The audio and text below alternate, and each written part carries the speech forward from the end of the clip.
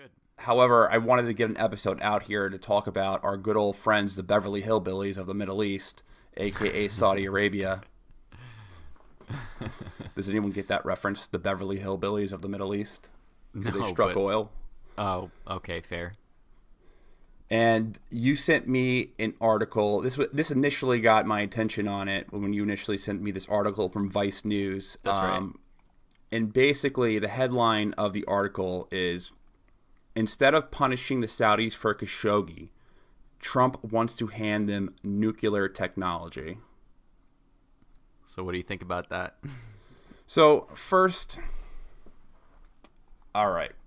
I'm going to just kind of shit on the headline of this article. Instead of punishing the Saudis for Khashoggi, Trump wants to hand them nuclear technology.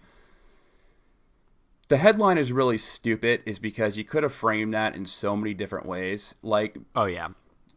you should have said, instead of punishing the Saudis for the illegal war in Yemen, Trump wants to hand them nuclear technology.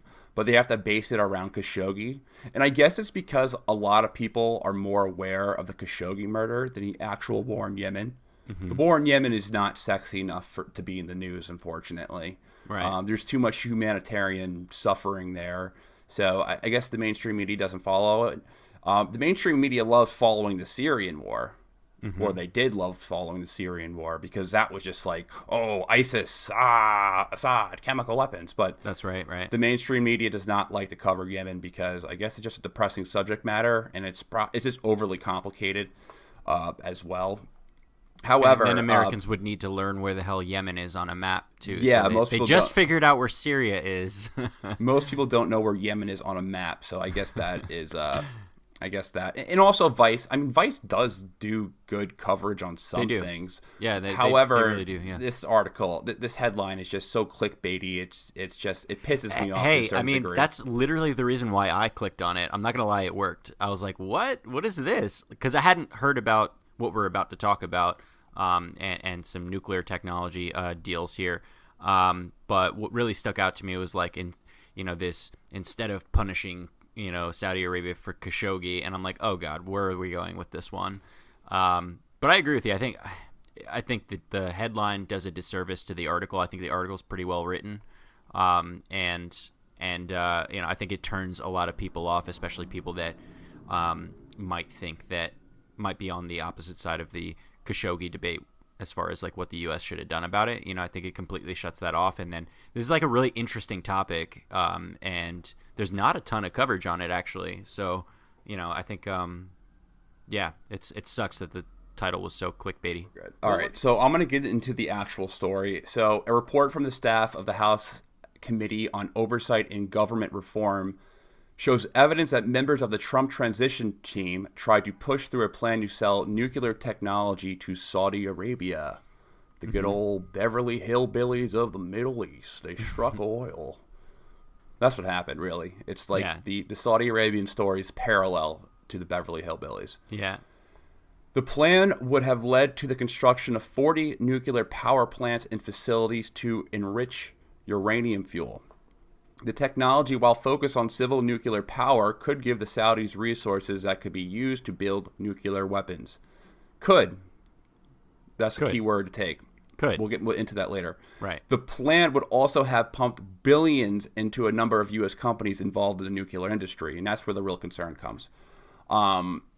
Labeled the Middle East Marshall Plan, which was spearheaded by IP3 International, a private company led by a retired admiral whose board includes a bunch of retired generals, ex-staff, and politicians. Flynn actually signed, Michael Flynn signed on as an advisor to IP3 just before jumping on the Trump transition team.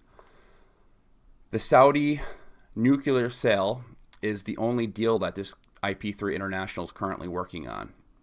And I'm going to give kind of like a quick summary of it. So General Flynn was advising IP3 while serving as national security advisor. Correct. Flynn advocated for the IP3 nuclear plan, and according to the whistleblower where this committee comes from, where the genesis of this committee comes from, or this report comes from at the very least, the decision was already made by Flynn to move forward with the project, despite Saudi Arabia not signing a 1-2-3 agreement.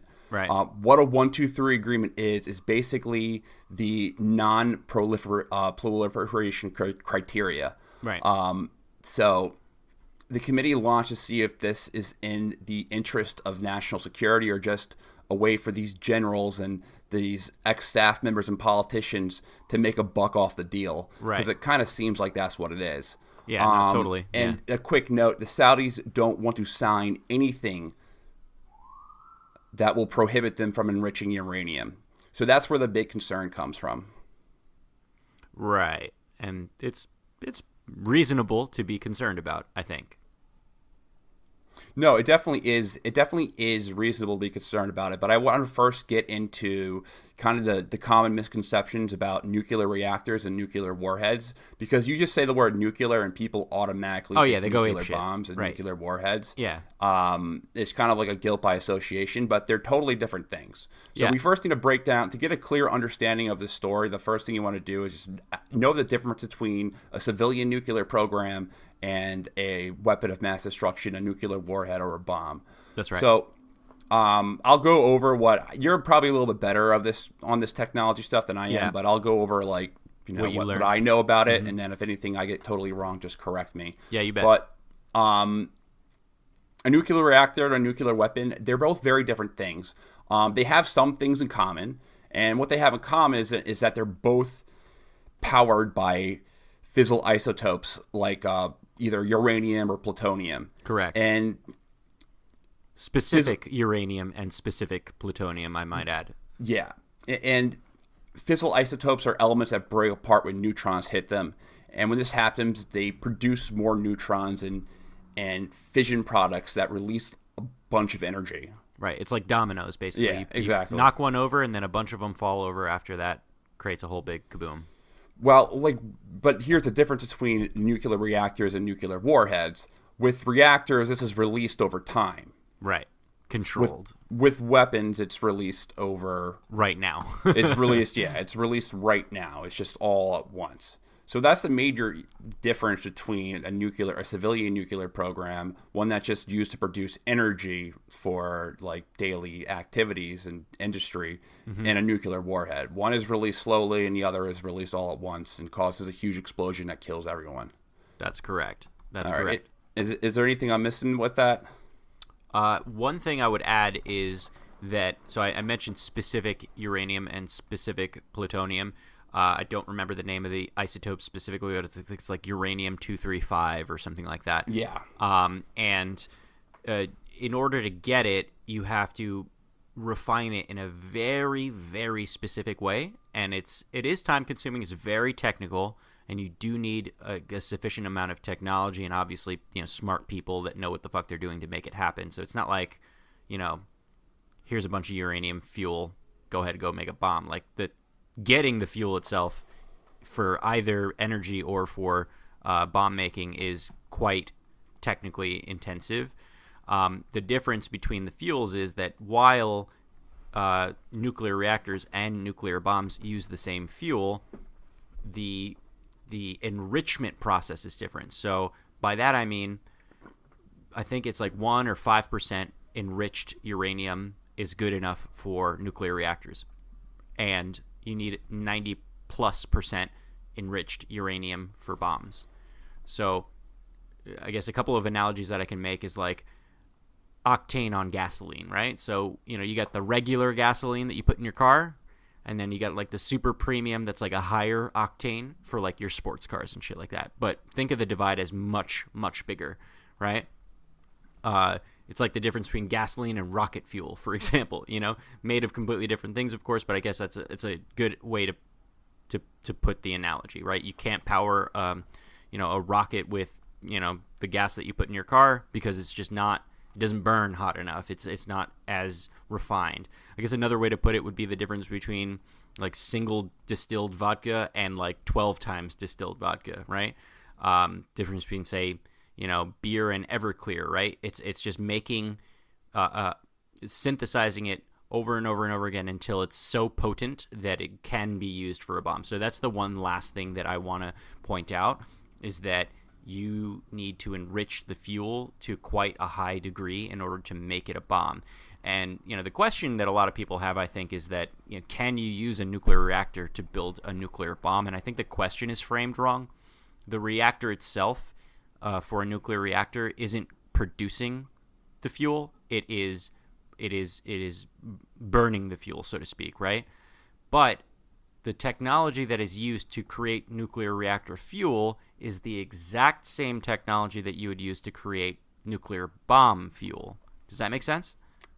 Yeah, so basically, if you lit a block of uranium on fire, it wouldn't explode. Right. All right. I mean, you'd probably die from radiation poisoning first, but I get it. but I think the major question is that, all right, so yeah, can they use nuclear? Can they use these nuclear plants in their genesis of creating a nuclear weapons project? That would be the number one concern. Like, right. will the Kingdom of Saudi Arabia have access to nuclear warheads? Yeah. And will the nuclear reactors that come from a civilian program be the genesis of that? I think the number two concern, and I think this would be the concern for like most people, when you say the word nuclear, is if a terrorist got into the nuclear facility and threw a stick of dynamite in the reactor, it would blow up everything. That's not true. That's not true because, first of all, that person who went there would die instantly. Yeah, when they're very, very volatile. And it wouldn't do anything, right? Like, it would just cause an explosion within the reactor. It wouldn't cause a chain reaction because it would require that. The worst thing that it could do is cause a meltdown, right? Which would be environmentally terrible, right? But it's not gonna set off like a nuclear bomb or something like that. Yeah. So I guess the fear is, and what's not specific in these reports, is like what exactly is the sensitive technology that's being that's trying to be pushed through. Yeah, I can speak to that. So again, I mentioned to you before that the technology that is used to enrich uranium or plutonium for either nuclear reactor for like civilian energy generation or to make nuclear weapons is the exact same technology. Think of it like this. I could put a bunch of dough in the oven, right? And maybe I'll leave it in there for 10 minutes and it's still super doughy, but I could probably still eat it, right? It's like good to eat, good enough to eat, as opposed to baking it fully so that it rises and becomes like a full loaf of bread. That's like the bomb stuff. The concerns come because the same exact technology is used to produce either the fuel for the nuclear reactors or the bomb. It's not like two different sets of technology. It's just leaving it in the oven for longer, so to speak, to put it plainly. Where the concern comes in is that all nuclear capable nations, and I mean energy nuclear capable nations, go through very stringent and INF like treaty laws where they have to regulate this stuff, right? They have to make sure that the fissile material that you purchase is being used specifically for the purposes of creating nuclear energy and not for creating nuclear weapons. And the way that they do that is they allow inspectors to come in periodically and many times unannounced to check it out, to see, hey, are you guys making bomb stuff or are you guys, not making bomb stuff? The big concern comes in is that, okay, cool, I could set up a nuclear reactor in the middle of, I should say, I can set up an enrichment plant to create the fuel and allow all the people in and out to see what we're doing, right? But what I could also do is siphon out small quantities of the fissile material that we're using to a secret location somewhere where we're actually producing nuclear materials for bombs, right? And that would be relatively easy to do once they already have the technology to create it, because it's like they already have the blueprint. They know how the thing is made, so they can look at it, they can study it, they can create their own, right? And put it somewhere in a dark site that nobody knows about.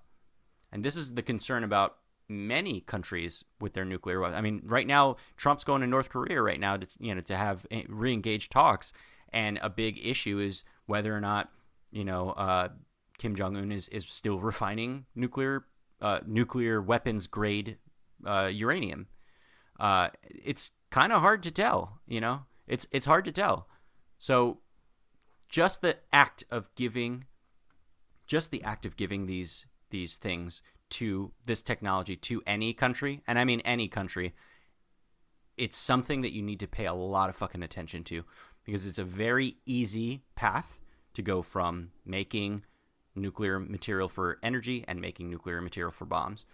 Thankfully, we've got international treaties in place that, we have watchdogs that monitor this stuff and do a pretty good job at it. But, let's be real. Saudi Arabia isn't the most transparent of countries, The question has to come to your mind when dealing with this kind of shit. It's like, are they going to stick to the plan? Are they going to stick to exactly just energy production? And if that's the case, like, I'm cool with that. I think nuclear is an underutilized energy source.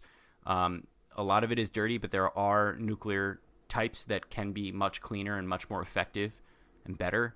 And I think every human being has the right to access to energy, and nuclear is a really, really efficient way of getting it. So it's a difficult topic.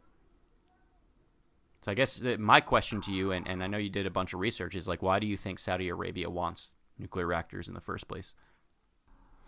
So Saudi Arabia, so you have to understand the genesis of their economy and the Beverly Hillbilly story. The Beverly Hillbilly story. So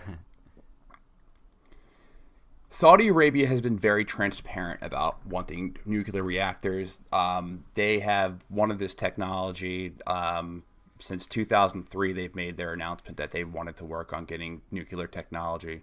So this shouldn't be a surprise that the Saudis want nuclear plants and even nuclear warheads, because they've said that themselves as well. Right. They've been actually incredibly transparent about this, and the reason why they probably need it. I mean, they're going through a transition plan right now, Saudi Vision 2030, where Mohammed bin Salman is basically trying to evolve their economy from being just a solely exporter of petroleum to something else. And they think that maybe nuclear, well, let me go back because that's not actually entirely accurate. So Saudi Arabia, their economy is based on what the price of oil is right now. So in 2015, when the price of oil was like $30 a barrel, they were screwed. So their entire economy is based on oil, and they need to export as much oil as possible. That's how they can keep up with. That state requires a large amount of oil revenue in order for them to dish out essentially the subsidized living, the social services and the subsidized living standards of the civilian population. Right. Like, why don't you think that Saudi Arabia went through an Arab Spring? It's because they paid off the population not to. They bribed them. Yeah. They bribed them. So they're able to do that because they have so much oil revenue. Another thing to take note is that Saudi Arabia is also the largest consumer of petroleum and energy in general in the Middle East. Yeah, they're in the middle of the desert. They need to they need the energy to just make it habitable. Yeah, exactly. And not only just in the Middle East, but also in the world. And just think about all the requirements that Saudi Arabia has. They're giving out all these social services. They're subsidizing they're subsidizing things like electricity, water, medical expenses. Right. You need a lot of energy to make that possible. Right. You also need a lot of energy to I guess subsidize and not to subsidize, not the right word, but to keep the oil industry going. Right. That they have, because they're going, they're shipping oil out of, I believe they're shipping oil out of 4 major ports. Two of them are on the east coast, or on the Strait of Hormuz. The other big one is on the west coast, over into the Red Sea. But their major shipping ports are all on the east coast as well. They're all on the east coast. They have one pipeline that goes from east to south, from their oil fields in the east over to their port into the west. Now, what is really interesting about Saudi Arabia is that their top trading partners, about 60% of their oil exports, they go out east. So they go to China, They go to Japan, they go to India, they go to South Korea, they go to Singapore. Those are their biggest trading partners, right? And where they have a trade surplus with. That's over 60% of their oil exports are going out east. They're going out, so they're all going. They need that Strait of Hormuz that goes out. Now, what's to say if Iran were to ever if Iran, or if there was ever a conflict with Iran, they would shut down the Strait of Hormuz. If the Strait of Hormuz was ever shut down, right, that would cripple the Saudi economy. Right. It would absolutely cripple them. They wouldn't be able to export 60% of their oil they have. Right. That's the primary reason for the war in Yemen. Right. Is because they're trying to get port access to the straits. Right. Mm-hmm. They're trying to get port access outside of the straits. Mm-hmm.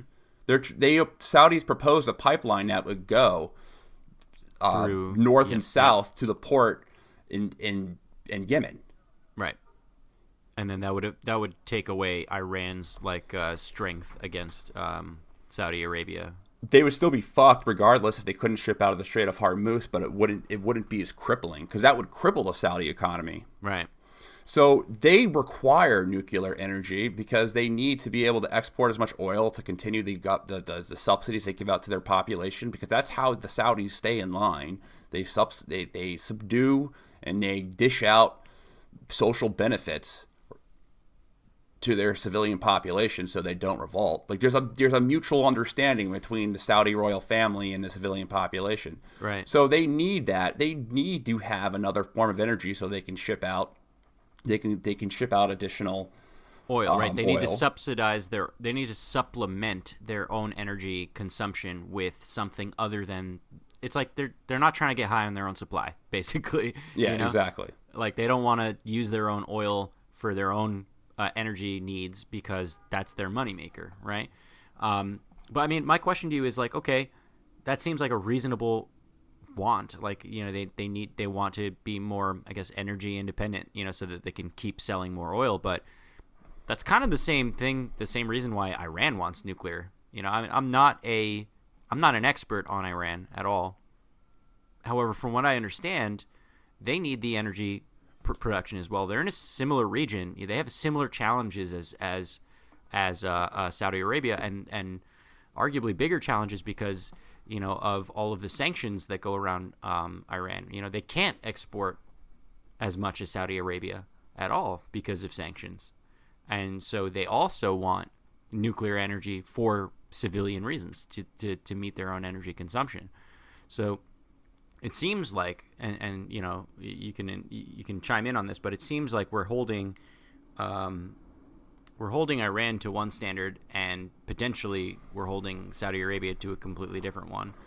The needs are the same, at least on the face of them, and the risks are the same on the face of them. If we give Iran, capability to make nuclear energy for themselves, then we also risk them creating a bomb. But the same could be said of Saudi Arabia, or any country that we give this technology to. No, you're absolutely right. You're absolutely right. That's the exact same reason why Iran wants a nuclear program, is because they want to export more oil. Usually, I mean, it's not wrong to want a nuclear program. It's not. It benefit. If you want to create more energy and you want to export more of your natural resources or more petroleum products, then it's not irrational to want to do that. Right. It makes perfect sense. And yeah, I think Iran stems in the same way. And obviously, we're picking and choosing based on what government is more friendly with the United States. Saudi is our ally.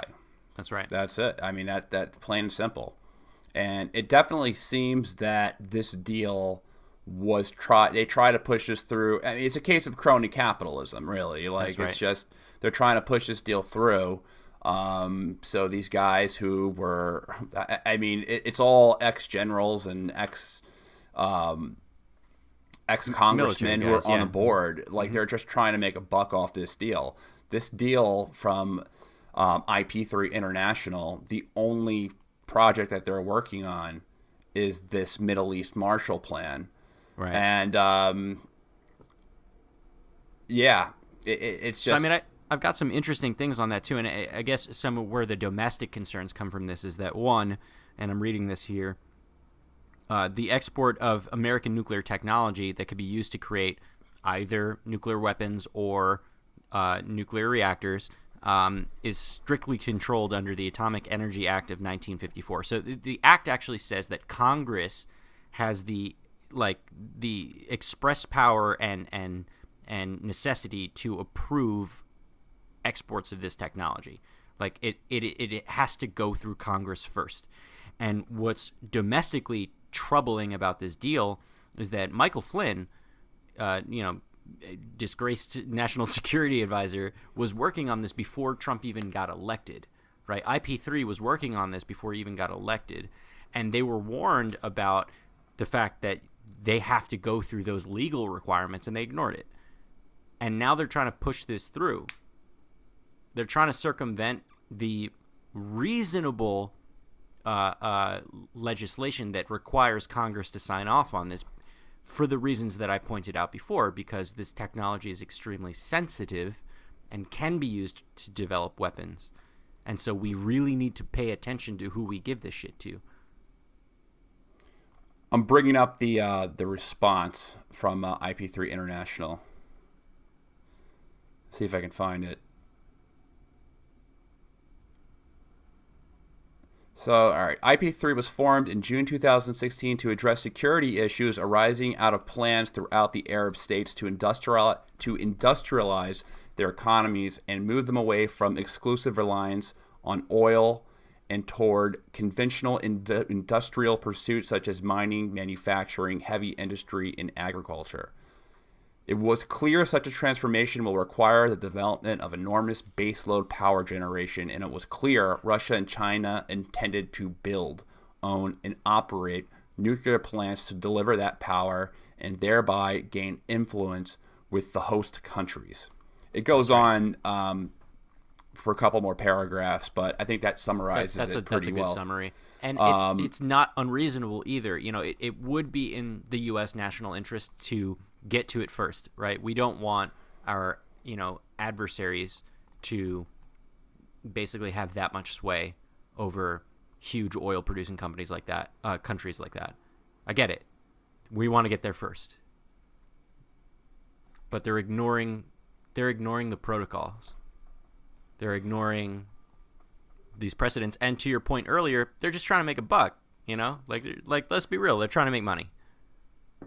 No, it's a case of crony capitalism, I think, at the end of the day. But we're also dealing with Saudi Arabia, and you always have to think twice when dealing with anything Saudi related, because right, which is why this article struck my attention, and why I sent it to you immediately when I saw it, because I'm like, wait, why are we considering giving them this technology? Like, what's the angle here?